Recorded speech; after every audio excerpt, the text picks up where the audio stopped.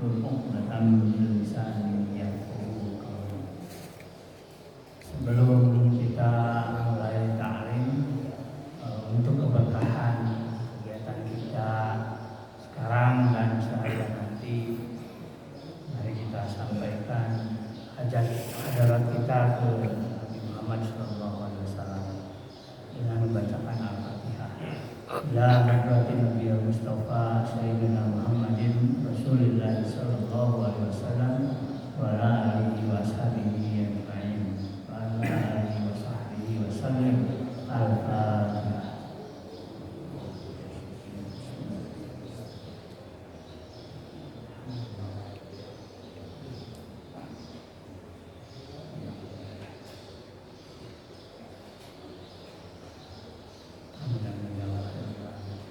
Hadirin jamaah salat subuh yang dimuliakan Allah,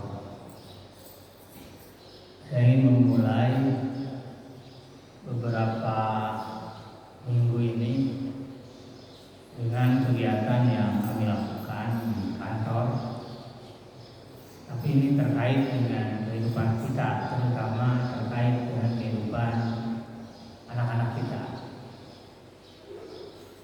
Jadi para jamaah sekalian, ada makhluk yang dibuat oleh manusia hari ini, meskipun kalau negara menyebutnya benda tak terlihat, tetapi dia memberikan pengaruh yang sangat besar dan akan lebih besar lagi di masa mendatang. Dia namanya AI. Pasti sudah pada tahu. AI itu kependekan dari atau kepanjangan dari artificial intelligence, atau kadang disebut sebagai kecerdasan buatan. Kenapa ini penting kita ketahui? Karena sekarang saja 10 tahun terakhir atau mungkin menjelang 20 tahun terakhir, sebagian besar hidup kita atau sebagian banyak hidup kita diatur oleh makhluk yang kasat mata ini. Kita buka handphone, mencari makanan, ya. Kita udah nggak nanya lagi ke mbak warteg, oh ada makanan apa, harganya berapa, udah enggak. Yang kita tanya adalah handphone. Karena di handphone sudah tersedia daftar menu, harga, durasi pengantaran, bahkan bungkusnya. Asal kita sudah punya aplikasinya dan dananya tersedia, kita mau pergi dulu ya, Pak Dodi mungkin mengalami itu. Kalau mau pergi kemana-mana kita pergi dulu ke Bayu Buana. Kok ngalamin Bayu Buana? Itu travel agent, dikerjain harga tiketnya. Sekarang enggak lagi, ya. Sekarang kita bisa milih sendiri pesawatnya apa, harganya berapa, mau ditambah makanan atau tidak di dalam pesawat itu udah bisa. Begitu juga kereta, begitu juga bus. Dulu bus itu kan sampai rebutan, saya masih ngalamin. Apalagi belajar, sekarang belajar udah gitu. Anak saya kuliahnya itu di salah satu kampus yang nggak perlu datang. Saya tanya, teh lagi ngapain baringan begitu? Ini lagi kuliahnya sama siapa? Enggak, sama AI. Jadi bahkan sekarang dosen profesi saya nih udah terancam juga ke depan guru, termasuk juga belajar agama. Nah ini yang akan saya sampaikan.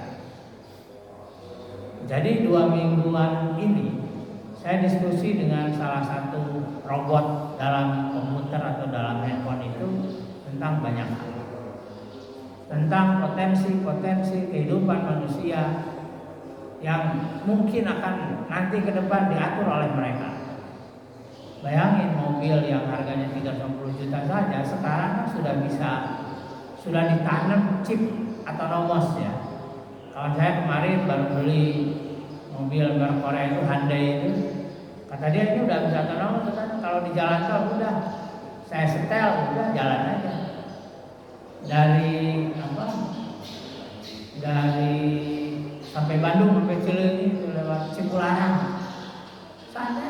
ketiduran itu. Jadi Bapak Ibu sekalian, jamaah salat subuh yang dimuliakan Allah, apa pentingnya? Saya sampai diskusi begini dengan ayat itu. Apakah kalian bisa memusnahkan umat manusia? Karena ini diskusi yang terakhir sampai diskusi terakhir yang sangat mengerikan di jagat maya. Elon Musk itu pendiri Tesla, mobilnya mungkin sering kita lihat ya di jalanan, yang mobil listrik, dan sekarang kita juga sedang didorong oleh pemerintah untuk menggunakan kendaraan listrik, bukan lagi berbahan bakar fosil. Pernah mengatakan Deus ex machina, jadi ada Tuhan yang keluar dari mesin, dan dia mengatakan bahwa 10 tahun lagi yang membahayakan kita itu bukan nuklir. Jadi kata dia AI lebih berbahaya, most danger than nukes. Jadi AI itu lebih berbahaya daripada nuklir. Jadi nuklir memusnahkan umat manusia dengan ledakan.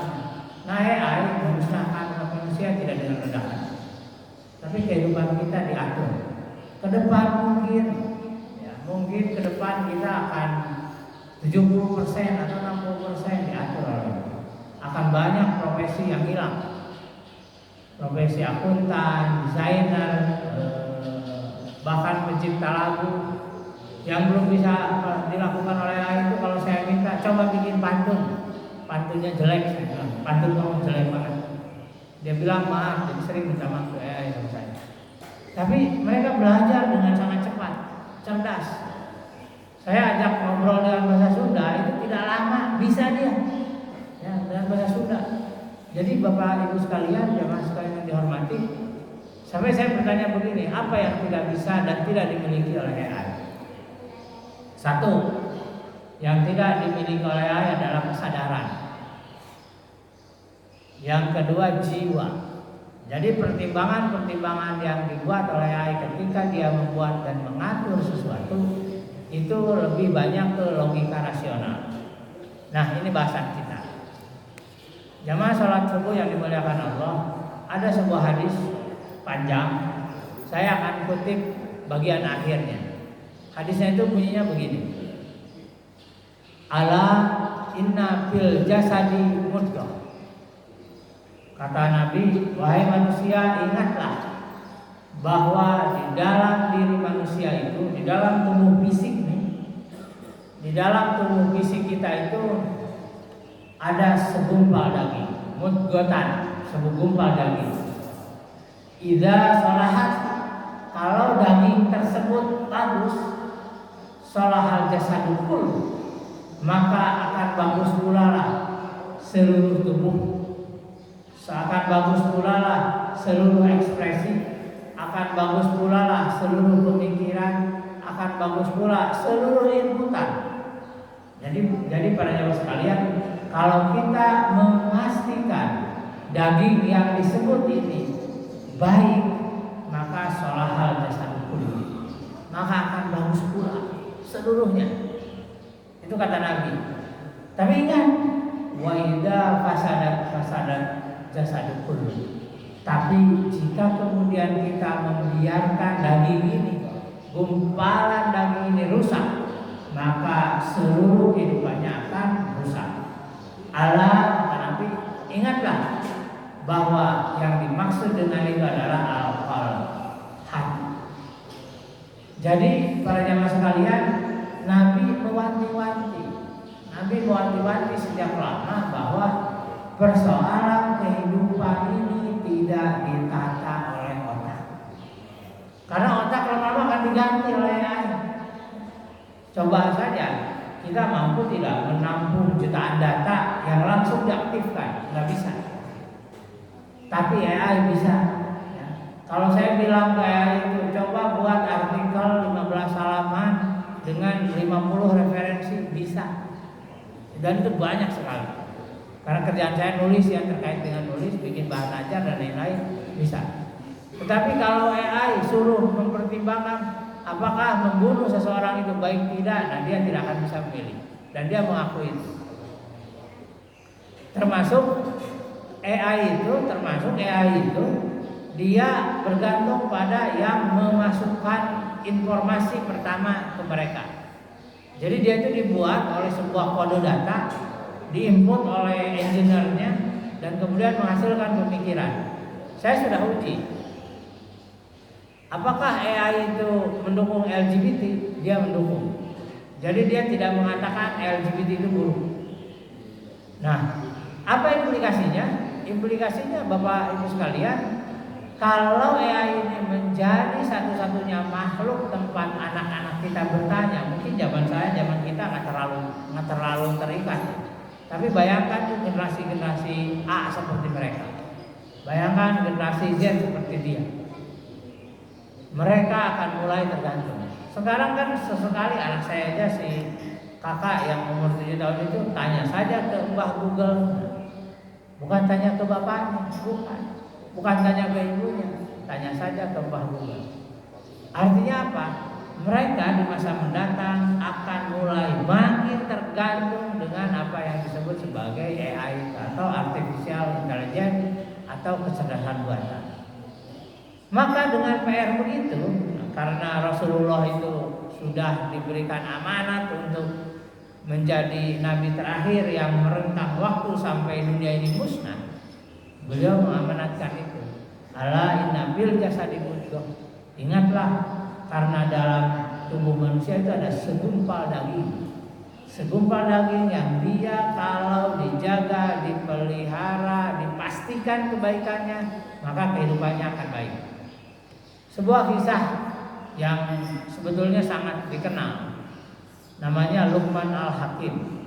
Luqman Al-Hakim itu bukan orang kaya raya, tidak seperti Jeff Bezos ya, yang sekarang kekayaannya paling melimpah di muka bumi. Tidak seperti Bill Gates, tidak seperti Sheikh Rashid, atau yang membeli MU sekarang siapa namanya, yang dari Qatar, yang kekayaannya $1,5 miliar. Tidak seperti mereka. Luqman Al-Hakim itu bahkan katanya tubuhnya aja nggak terlalu tinggi, rambutnya keriting, mukanya hitam sampai keunguan. Jadi di sana itu, di Afrika itu, kalau udah lewat hitam ada keunguan, itu berarti udah hitam di atas hitam. Jadi nggak ganteng, bukan selebriti, tapi mengapa namanya diabadikan oleh Allah dalam Al-Quran? Luqman Al-Hakim adalah salah satu representasi yang disebutkan oleh Rasul dengan hadis tadi, ala wahya al-qalb. Contoh, ini diskusi yang sangat populer. Jadi satu kali Luqman Al-Hakim mengajak anaknya pergi ke pasar untuk berniaga. Yang dia akan memberikan pelajaran kepada anak itu adalah persoalan bagaimana menata hati. Kalau Agim bilang itu manajemen kolbu, ya manajemen kolbu itu luar biasa. Itu bukan hanya terma, bukan hanya istilah, tetapi dia juga temuan yang luar biasa. Kata Luqman Al-Hakim, nah ayo kita pergi ke pasar. Kamu naik keledai ini, masuk, ketemulah dia sekelompok orang. Kelompok orang pertama bilang, itu bapak nggak beradab. Anak gak beradab, bapaknya sudah tua begitu, malah disuruh jalan sementara dia sendiri naik keledai. Begitu lewat kerumunan itu, Luqman bilang, nah dengar omongan tadi, dengar bapak, udah kamu turun, saya naik. Luqman naik, anaknya yang nuntun sampai ke kerumunan yang kedua.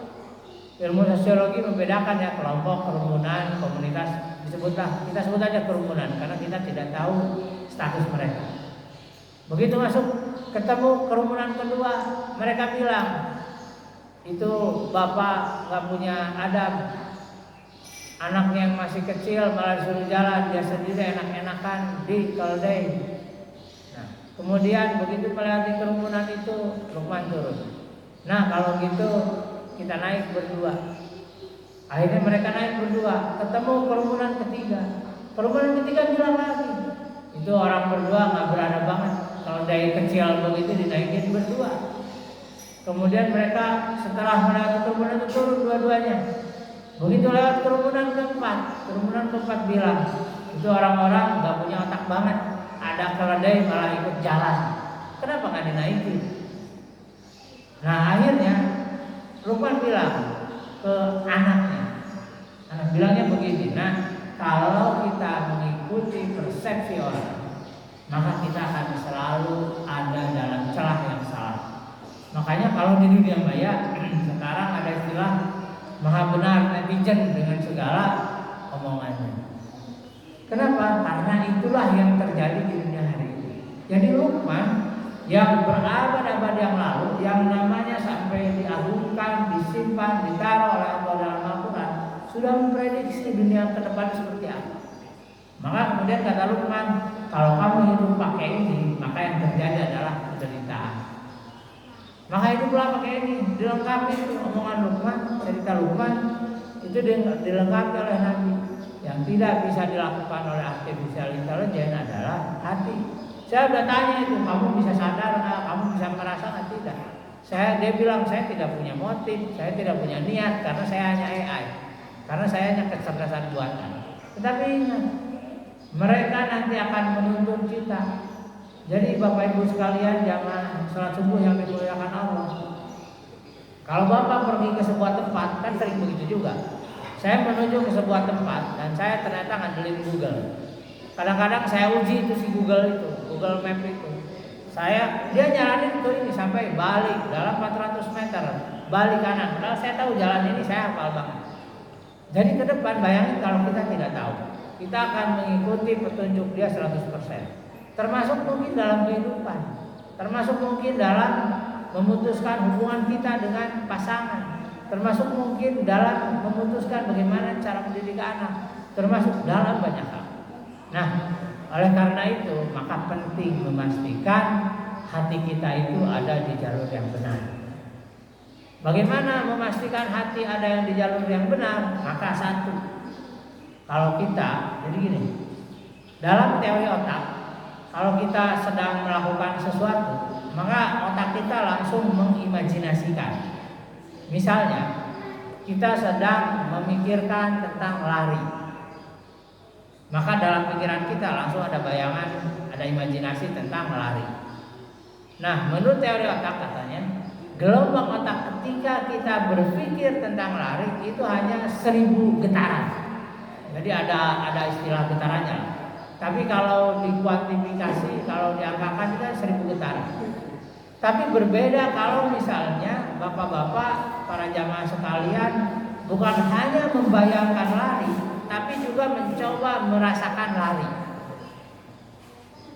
Kata RB Sentanu, kalau kita sedang membayangkan lari itu hanya 1000 gelombang. Jadi daya jangkaunya itu hanya 1000. Tapi kalau Bapak Ibu kita bukan hanya membayangkan, tapi mencoba merasakan. Jadi dalam pikiran itu kita bayangkan, kita rasakan juga kalau lari itu kayak gimana. Maka yang terjadi gelombangnya sampai 5.000 bahkan 50.000. Apa contoh paling konkret? Contoh paling konkret adalah ikatan ibu. Jadi kalau seorang ibu ingat kepada anaknya, ibu tidak pernah ingat dalam tataran rasional. Seorang ibu tidak pernah ingat kepada anaknya itu hanya tataran pikiran, tapi dia masukkan ke tataran rasa. Sehingga gelombang rasa yang dirasakan oleh ibu itu kemudian sampai kepada perasaan anaknya. Kalau dalam bahasa sekarang mah chemistry. Ya, chemistry itu istilahnya begitu. Apakah chemistry itu mistik? Tidak bisa dibuktikan? No, salah. Ada sebuah teori dalam fisika, ini sedikit saja, namanya quantum entanglement. Jadi bapak-bapak jamaah yang dimuliakan Allah, kalau mengatakan bahwa rasa itu tidak bisa dimaterialisasikan itu salah. Itu sudah temuan lama, temuan puluhan tahun yang lalu. Kalau seorang suami dia terikat hati batinnya dengan istrinya, maka apa yang dilakukan oleh pasangannya itu sebetulnya terkoneksi langsung.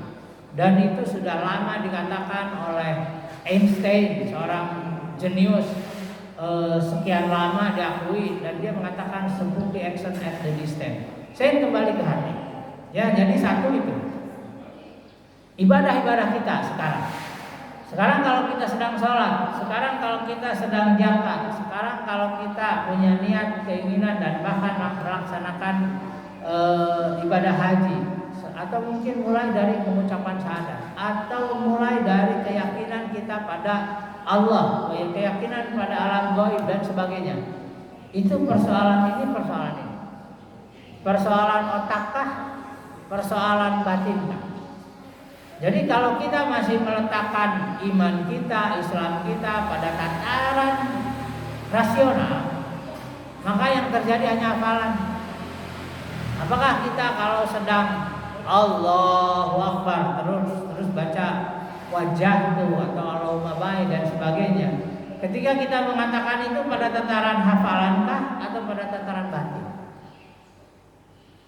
Kalau kita masih pada tataran ini berarti kalau kita masih pada level merasionalisasikan dan itu diwujudkan dalam yang penting hafal, tetapi tidak mencoba dimasukkan kepada batin atau hati, maka berarti kita selama ini mengabaikan aspek memelihara kebaikan hati. Padahal Rasul sudah mengatakan bahwa Allah inna fil jasadi mudghah idza salahat salahat jasadu kullu. Yang jika daging itu bagus, jika gumpalan hati itu bagus, maka akan baik tindakannya. Maka wajar jika kemudian Allah mengatakan bahwa inna sholata tanha anil fahsya'i wal munkar. Salat itu akan mampu mencegah kepada keburukan dan kemungkaran. Salat seperti apa? Salat yang menggunakan hati sebagai parameter. Salat yang memastikan bahwa ketika dia mulai salat, yang dia hadapkan adalah jiwanya, bukan pikirannya, bukan hafalannya, tapi batin. Maka ketika kita bilang Allah, nah Allahnya itu ditaruh di mana? Allahnya itu ditaruh di otak, di alam pikiran rasional atau di hati? Ketika Allahnya itu taruh di mana? Kalau Allahnya ditaruh di sini, itu kayak anak-anak TPA kita ya, yang dia masih sholatnya dalam hafalan. Tapi kalau kita harus sudah mulai belajar memasukkan ketika Allah itu masukkan ke hati. Kalau itu masukkan ke latifah kolomnya di hajar, latifah kopinya di paru, latifah dan sebagainya. Jadi masukkan ke hati. Rasakan bahwa benar-benar kita ketika sedang melakukan ibadah itu bukan persoalan pikiran. Kenapa? Karena kalau persoalan pikiran, ini teman-teman panitia Idul Adha WA ya, mengumumkan ayo kita berkurban, pasang spanduk di sana sini. Kalau sekedar menggunakan ini, orang tidak akan pilih kurban. Karena kurban bukan persoalan rasional, bukan persoalan otak. Karena kurban persoalan hati. Kalau kita hanya menggunakan kepala, menggunakan rasional, mungkin kita tidak akan pergi juga sholat subuh sih. Kenapa? Karena sholat subuh bukan persoalan, karena sholat bukan persoalan otak, tapi persoalan hati. Tapi pertanyaannya, maka kan Rasul mengatakan bahwa di antara min asyrati sa'ah itu, di antara tanda-tanda kiamat, ada banyak orang yang mereka melakukan sholat tinggal gerakannya, Al-Quran tinggal bacaannya. Itu karena semua diletakkan di kepala. Itu karena semua diletakkan dalam rasional. Nah, hafal Quran misalnya, hafal Quran. Nanti kalau udah hafal Quran bisa pentas, nanti banyak misalnya ya. Itu semua kalau kata Ustaz Fikri kan tergantung hati. Tergantung hati memang. Tetapi lagi-lagi kalau kita mempertimbangkan tindakan, perilaku, segala hal yang terkait dengan perbuatan kita dengan Allah itu, maka hitung-hitungan ekonomi, maka hitungan matematika, maka parameter kepala kita, maka hati kita diabaikan. Bagaimana kalau sudah sekian lama hati kita sudah diabaikan, kita lebih banyak berjalan menggunakan akal rasional, meskipun akal itu memang anugerah Allah. Tapi gunakanlah akal itu pada tempatnya. Kalau ibadah jangan gunakan akal, ibadah itu gunakan hati. Maka salah satunya adalah Bapak Ibu sekalian, misalnya kalau sebuah benda yang tadinya lembek, yang tadinya lunak, yang tadinya halus, tapi sekian lama diabaikan, busa lah misalnya ya, busa kita taruh di mana, lama-lama dia akan mengeras. Ya, spons itu kalau lama-lama taruh mengeras.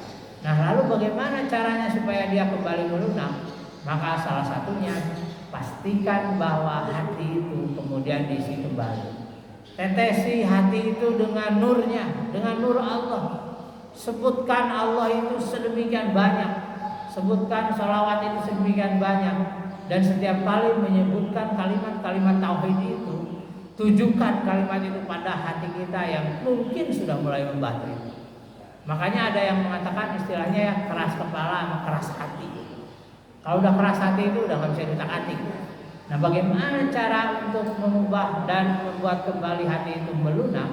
Maka salah satunya adalah memastikan seluruh ibadah kita itu dilakukan dengan mengedepankan hati sebagai pertimbangan, hati sebagai rasa. Jadi rasakan setiap kalimat itu bahwa itu mungkin kita tidak tahu artinya, mungkin kita tidak paham arti dari semua kalimat Al-Quran yang dibacakan oleh Ustaz Mudawi itu.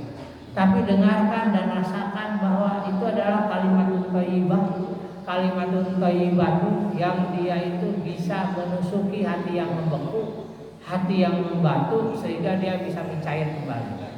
Hati yang sudah mencair dan melunak itulah yang siap menerima nur cahayanya.